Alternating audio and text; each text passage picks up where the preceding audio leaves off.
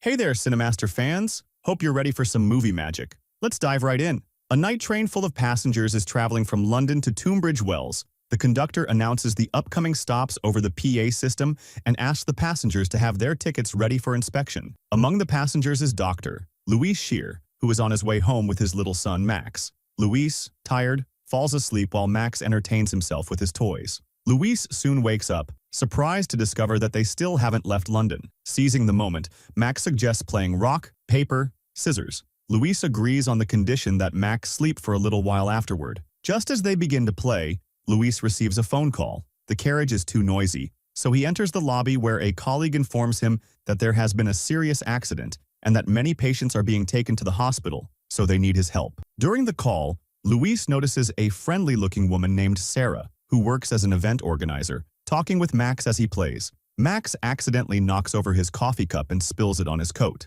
Luis returns to the carriage and apologizes to Sarah for the ruined coat, offering to cover the cost of cleaning it. Sarah jokes that he could buy her a new coat to make up for it, and then laughs, saying it's not a big deal because she's just had a difficult day. Luis and Sarah continue chatting and clearly get along well. After a while, Max shows Sarah his drawings and she looks at them with interest. Then, her friend calls and Sarah gets distracted by the conversation while Luis browses through a newspaper he borrowed from another passenger. Meanwhile, Max, still playing, notices a note from a passenger named Yanovsky, performing a magic trick with a cigarette that disappears after a few seconds. Frightened by Yanovsky's expression, Max turns to his father. And then the ticket inspector comes to check the tickets and notices the cigarette in Yanovsky's hand, asking him to throw it away. A conflict arises between them, and all the passengers watch to see how it will end. Finally, Yanovsky throws the cigarette out of the carriage and admits that he is traveling without a ticket. Meanwhile, Max picks up his toy again and begins playing with it right next to the seat door. His father warns him that it is dangerous, but Max does not listen. Suddenly, the door opens at full speed, and fortunately, Luis manages to grab his son just in time to prevent him from falling. Frightened, Luis yells at Max, snatches his toy away, and tells him to remain still. After calming down a bit, Luis gently explains to Max that his way of playing nearly hurt him badly and asks him to be more careful. At that moment, the ticket inspector comes to check the tickets and also suggests seating the child for safety. Sarah intervenes, pointing out that they should be more concerned about having automatic locks on the doors. The conductor asks if Sarah is Max's mother, and Max quickly responds that his mother is no longer alive. Meanwhile, as the train continues its journey and the number of passengers in the carriages begins to decrease. At one of the stops, Luis notices that a strange man wearing a helmet gets off the train, but soon returns and enters the lobby. Luis and Max fall asleep for a moment, and during that time, someone attacks the conductor at the next stop. Luis wakes up and the passengers realize that they are the only ones left in their carriage. They continue chatting, and Sarah shares that she recently broke up with her boyfriend and that her friends organized a party in London to help her get over it. Luis complains about his ungrateful job. Suddenly, Sarah mentions that the stain on her coat probably won't come out and that she is ready to accept his cleaning offer, clearly using this as an excuse to give Luis her phone number, and then suggests that he rest, promising to wake him before the stop. She puts on her headphones to listen to music. After a while, Luis wakes up startled by a sudden stop. Looking out the window, he sees a man in a high-visibility jacket and a wounded man on the tracks. As the train begins to move again, Luis tells Sarah that he will return soon and heads off to find the conductor to report the strange incident. In the lobby, he encounters Yanovsky, the passenger traveling without a ticket, and then discovers that the conductor cannot hear the call at the door. Another passenger, Peter Michael, comes out of his compartment and asks what is happening. Worried, he explains that there is a person injured on the tracks who might have been hit by the train and that this should be reported to the conductor. However, Peter does not consider it an emergency and simply suggests calling an ambulance. Luis does so and then returns with Sarah and Max, who are still playing. Finally, they approach their stop and prepare to disembark. Luis decides to ask another passenger in a compartment if they have seen the conductor or the ticket inspector, but Lane Middleton replies that she has not. As they prepare to part ways, Sarah gives Luis a goodbye kiss and reminds him that she has his number. But then the train does not stop. Luis leaves Max and Sarah in the compartment with Lane and heads to the conductor. Along the way, he receives a call from a colleague informing him that he will not arrive on time. Then he enters the conductor's compartment, uses the internal communication system to contact the conductor, and reminds him that they missed a stop while mentioning the person on the tracks. The conductor seems indifferent and only asks how many passengers remain on the train. Luis replies that there are 6, and the communication ends abruptly. Searching among the conductor's belongings, Luis finds a key and attempts to open the rear door of the train, but is unsuccessful. Peter notices and warns Luis that he will call the police if he continues causing trouble. An irritated Luis explains that the conductor skipped the stop. At that moment, they are interrupted by a deafening horn sound. Luis returns to the carriage and reaches for the emergency brake. Peter tries to stop him, but Luis pushes him. Peter then realizes that the train also missed its stop and engages another emergency brake, but neither brake works, and the train continues to accelerate. Realizing that something is wrong, Luis and Peter try pulling other emergency brake levers, but none work. At that moment, Yankovsky joins them. Confused about what is happening, Luis realizes that the brakes have no pressure and suspects that the man in the orange vest he saw earlier might have tampered with them. Suddenly, Peter notices that Janowski is wearing a similar vest under his jacket. Janowski explains that he works as a cleaner for the London Metro and insists that he did not get off the train or touch the brakes. In response to their accusations, he suggests that the same person controlling the train instead of the conductor released the brake pressure. The men are astonished by this possibility. While Peter calls the transport police,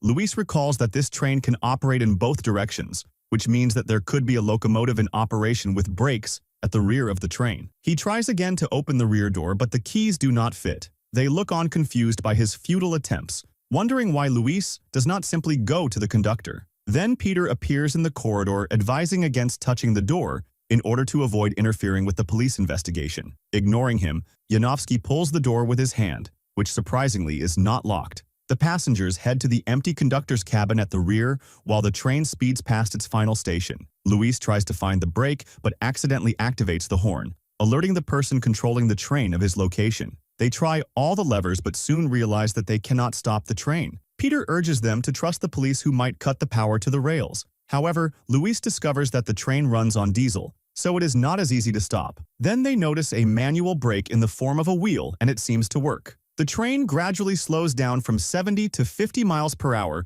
with a horrible screech and sparks, and the passengers feel relieved by their success. However, the person controlling the train presses the accelerator to increase the speed to 100 miles per hour, and the sudden acceleration causes a fire. Peter once again tries to stop Luis and Janowski, calling their actions illegal, but he receives a punch in the face in response. The passengers then turn the wheel, preventing the sparks from igniting the train. They return to the corridor and tend to Peter's and Lane's injuries. Suddenly, they realize that they are approaching a level crossing operated manually. If the police do not intervene, the train could hit a vehicle and derail. Peter repeatedly calls the police, waiting for their help. Max realizes that something is wrong, prompting Luis to explain the breakdown to him. He tells Max that the train is speeding toward the crossing and all the passengers pray for a miracle, but it does not happen. The train crashes into the carriage at full speed and continues on its path. The police arrive too late and are unable to do anything. After the collision, Lane feels unwell. Luis discovers that she is suffering a heart attack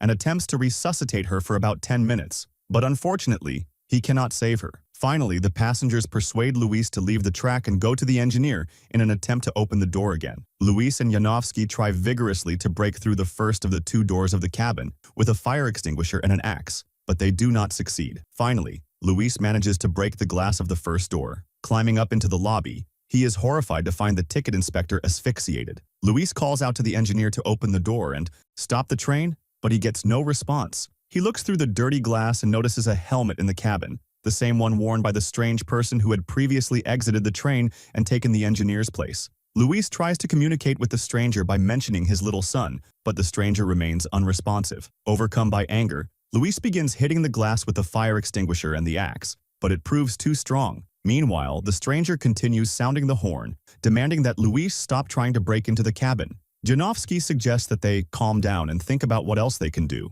The passengers return to their compartments, and Peter mentions that the police informed him that the man on the tracks was in fact the real engineer. However, Luis insists that he saw this strange man on board, and heading toward London Bridge is likely to have strangled the conductor, activated the emergency brake while the brakes were still working, and then released the brake pressure before taking over the engineer's cabin. Suddenly, Peter recalls an incident similar to this that happened 30 years ago, when a train arrived at a station and instead of slowing down, crashed into the buffer stop. The engineer and 40 passengers did not survive. Rumors circulated that the engineer had deliberately caused the accident. It seems plausible that the man in the helmet intends to end his life in the same way after some time. Later, Sarah finds a technical manual in the hope of finding useful information.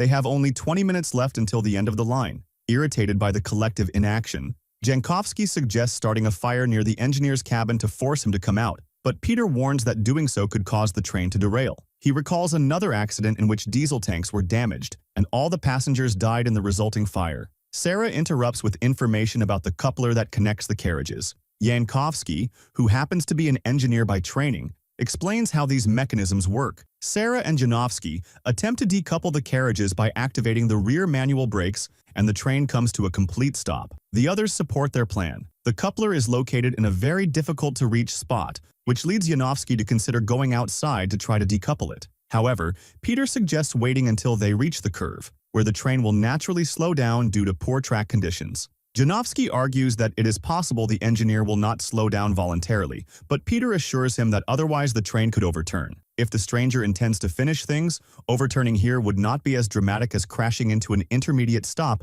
at the end of the line. Jankowski agrees with Peter, who suggests that everyone have a drink before reaching the curve. Jankowski performs his cigarette trick again and then prepares for his mission. Finally, Janowski ventures outside where the cold, biting wind nearly knocks him over. He reaches the coupler but struggles to decouple the carriages. Luis watches from the compartment window, as he is about to be swept away and opens the door to extend his hand. Jankowski manages to grab him just as Sarah shouts that they are approaching a tunnel. Luis pulls Jankowski back onto the train just a second before entering the tunnel. Jankowski wakes up with a dislocated arm but is otherwise unharmed. Unexpectedly, the train stops in the middle of the tunnel. It turns out that the police decided to use sandbags to stop the train. However, their hope of being rescued diminishes when they discover that the tunnel is single-track and the door cannot be fully opened. Luis realizes that his son Max might pass through the gap, but Max in tears begs not to be sent alone into the dark tunnel. Despite Luis's insistence on saving his son, the problem is resolved only when the train begins to move again,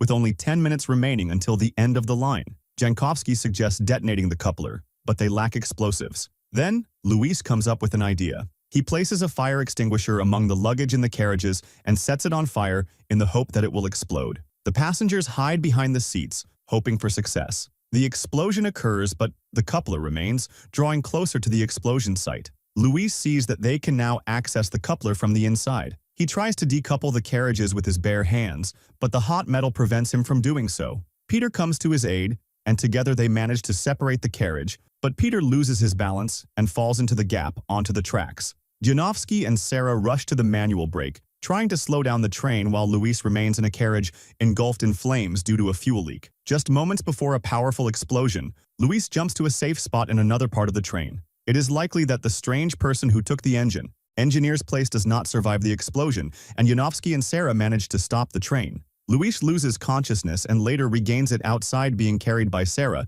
as he sees his burning train nearby and police helicopters in the sky. Sarah informs him that she has already called an ambulance and jokes that she finally managed to get to the hospital. The surviving passengers celebrate their rescue, but the identity of the mysterious engineer remains an enigma. If you want interesting movie recaps, like, share, and subscribe to follow us for more.